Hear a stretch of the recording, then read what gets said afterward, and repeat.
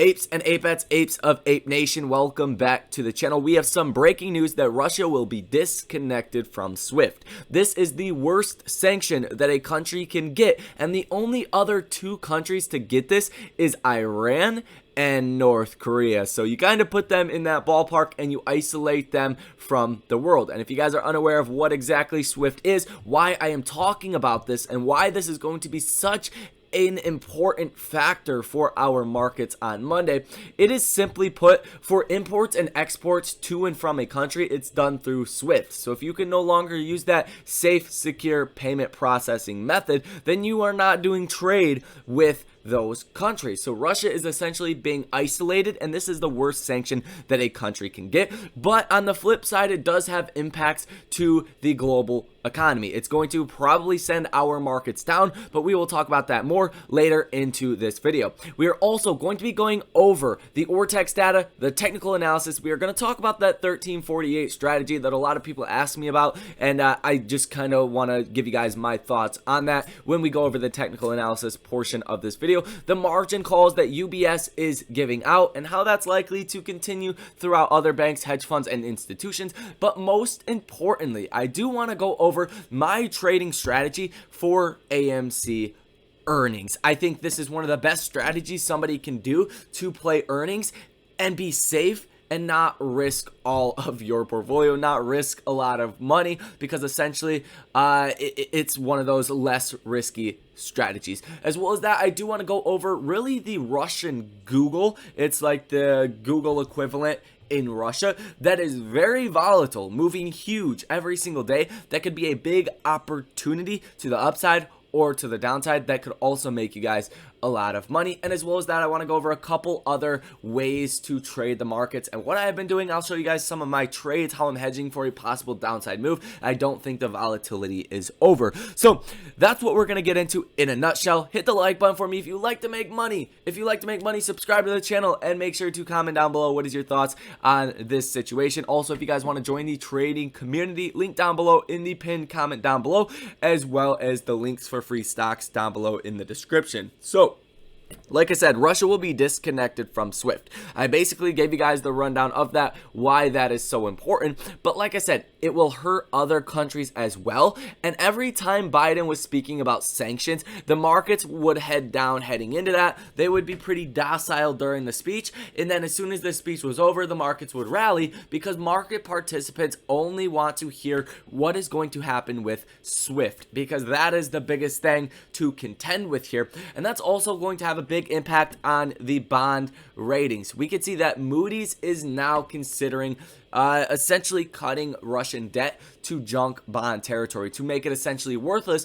We've seen that UBS cut their Russian bonds to zero, sparking margin calls. And if you guys are unaware, Russia's debt to GDP is about 18%. For comparison, the American debt to GDP is about 140%, and Japan is about 236% debt to GDP. So essentially, what that means is Russia is a very safe-ish place to buy government debt, and a lot of people did that. Like I went over in the last video, in 2019, it was basically deemed as bulletproof, as a great place to invest, because you got 4.5% yield on these bonds, whereas the American stock market only yielded 1.8%. So a lot of hedge funds, institutions, banks own this debt, and that is already triggering margin calls with UBS, but it is going to help throughout the next coming days, especially once SWIFT is actually implemented.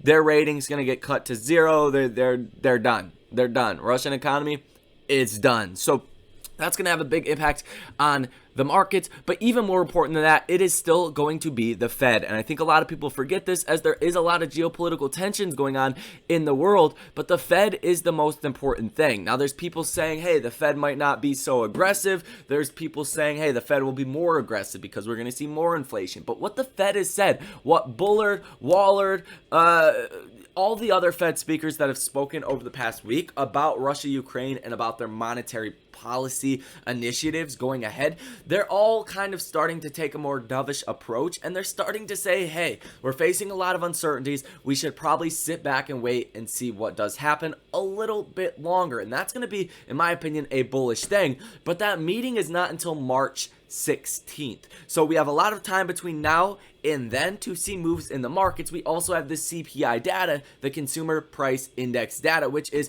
the core measure of inflation that hits the headlines all the time. That comes out March 10th. So that's going to be the next major catalyst, as well as, like I said, the Fed meeting March 16th. Something in the meantime between now and this next Fed meeting, as well as the inflation reading. So you need to pay attention to this. Investing.com/Fed rate monitor tool. You guys can see that the probability for a rate hike, a 50% rate hike, has went up quite dramatically over the last day, even with the previous day's probability at 20.1% of that 50% rate hike March 16th. Now it's at 24%, so it's went up about 4 percentage points in the last day. So the more this goes up, the more bearish the markets get, the more likely you are to see sell-offs, and the more you do see sell-offs. This is directly correlated with the markets, at least what we have seen over the past couple of weeks or so. So keep that in mind. As far as the Ortex data, we're looking at 20.35% short interest of free float, 104.24 million shares that are sold short, cost to borrow max of 2.32%, and the utilization is 100%. So that is looking very good. Days to cover at 2.34. Also looking very good. We're not seeing much buying of options actually going on heading into earnings and on yesterday, because obviously we have earnings on Monday. There's a lot of Tuesday. There's a lot of uncertainty over the weekend, and that's why that was the case. But we have seen a high basically option activity with institutional investors, a very bullish ratio over the past couple of trading days over the past week. It's been very bullish. You could see a lot of $21, $20 calls. We went over the $50, the $110 strikes, the $50 strikes, the $30 strikes. That institutions have been buying on AMC, and I think they do project to have a very bullish earnings. And considering the fact that AMC is beaten into the ground right now, there's definitely more room to rally to the upside than to fall to the downside. You typically are seeing this if stocks are beaten into the ground and they can at least impress on guidance or some kind of metric on their earnings, they tend to rally. Like Square, they only met and they didn't really exceed expectations, but they did give some good guidance. And look what happened to Square. They were up 26% on Friday. Also another one of my big holdings, but take a look at the chart. It's been straight down from $300 to essentially $80. So you do tend to see those rallies when stocks are beat down into the ground. And that's very likely what could happen with AMC stock. Let's briefly run through the Max Pain, which is $17 for next week, as well as the Stocko Tracker data for next week is about 9,300 calls that are in the money, 58,000 calls that are out of the money, 5,300 puts that are in the money, 34,000 puts that are out of the money. So not a lot of option activity for next week. Certainly you could see a lot of option activity start, and you likely will on Monday, because everybody likes to gamble on AMC's earnings or just earnings in general. That's not the best way to play this. And I want to show you guys exactly what my strategy is. And that's what I want to talk about right now. So this is what I did on February 24th. This was on Thursday. I did these contracts. They expired on Friday. So what I did is I bought 10 contracts for the $19 strike, obviously expiring on Friday, for 9 cents a piece. These things shot up to 14 cents on the bid, so I sold 7 contracts, got $98. I only paid $90 for these contracts, so I made $8, and I got to keep 3 contracts for free. Unfortunately, AMC didn't go up on Friday, so they didn't make me any more money. But that's the key here. If you can trade like 10 contracts, 5 contracts, even 20 contracts, depending on whatever risk tolerance you want to take, and you see a clear direction, whether that is buying puts or calls, then you can essentially make 20, 30, 40, 50%. Sell out, get your initial investment back, and then play the contracts for free. Sometimes, like in this case, you don't make that much money. I think what I make, $8, $9, $10, $11 on this trade. But I did not lose my $90 by holding the whole entire position overnight. That is the key with this. You can take potentially a small amount into a very large amount, but you don't have to risk a very large amount. Like, let's say AMC had went to $22 a piece, right?